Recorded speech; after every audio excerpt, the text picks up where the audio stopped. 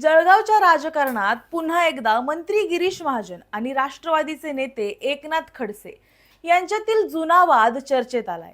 आमदार मंगेश चव्हाण यांच्या विकास कामांच्या कार्यक्रमात बोलताना गिरीश महाजन यांनी मंगेश चव्हाण यांच्यावर कौतुकाचा वर्षाव केला. पण त्याच वेळी अप्रत्यक्षपणे एकनाथ खडसे यांच्यावर सुद्धा जोरदार निशाणा साधला. नमस्कार, मी सारिका आणि तुम्ही पाहत आहात पॉलिटिकल महाराष्ट्र. मंगेश चव्हाण यांच्या कामाचं कौतुक करताना गिरीश महाजन म्हणाले की मोठी दूरदृष्टी ठेवून मंगेश चव्हाण यांनी विकास कामं केली आहेत. कोणत्या भाषेत त्यांचं अभिनंदन करावं आणि कौतुक करावं यासाठी सुद्धा माझ्याकडे शब्द नाहीत. त्यांनी निवडलेली माणसं आणि कामाचा दर्जा इतका उत्कृष्ट आहे की कुणालाही त्यांचा हेवा वाटेल. महाराष्ट्रात कुठे नसेल एवढं दर्जेदार काम त्यांनी इथं केलंय. यानंतर त्यांनी जुन्या काळातील कारभारावर सुद्धा टोला लगावला. पूर्वीसारखी चिंदी चोरी होत नाही, त्यामुळे एवढं दर्जेदार काम होऊ शकतं. पूर्वी कुठलंही काम करायचं म्हटलं की मला काय अशी पद्धत होती, आता टक्केवारी मी सांगणार नाही असं म्हणत त्यांनी अप्रत्यक्षपणे एकनाथ खडसेंवर टीका केली.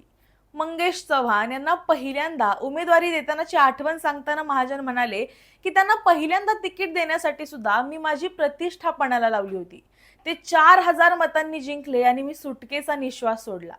पण दुसऱ्यांदा त्यांनी 86,000 मतांनी विजय मिळवला. आता त्यांनी आमचा 7 टर्मचा विक्रम मोडायचा ठरवलंय. मंगेश चव्हाण यांच्यामध्ये मला उद्याचा भाजपचा नेता दिसतोय. दरम्यान भाषणात मंत्री गुलाबराव पाटील यांनाही त्यांनी मिश्किलपणे चिमटा काढला. माझं वय आता मी सांगत नाही, नाहीतर पुन्हा मंत्री गुलाबराव पाटील काहीतरी टीका टिप्पणी करतील.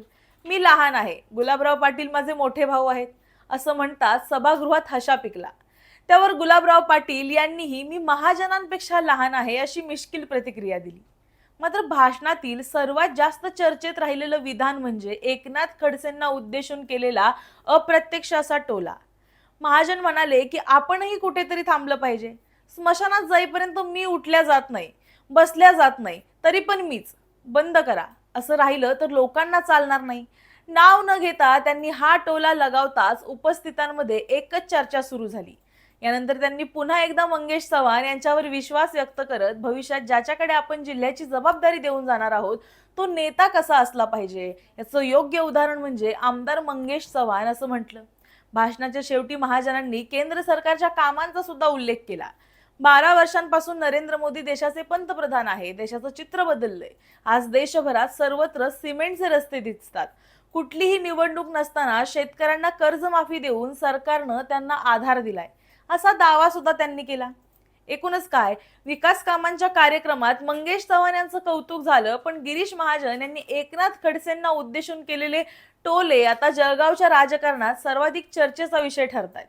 तुम्हाला याबद्दल काय वाटतं हे आम्हाला कमेंटमध्ये नक्की सांगा आणि अशाच व्हिडिओसाठी पाहत रहा पॉलिटिकल महाराष्ट्र.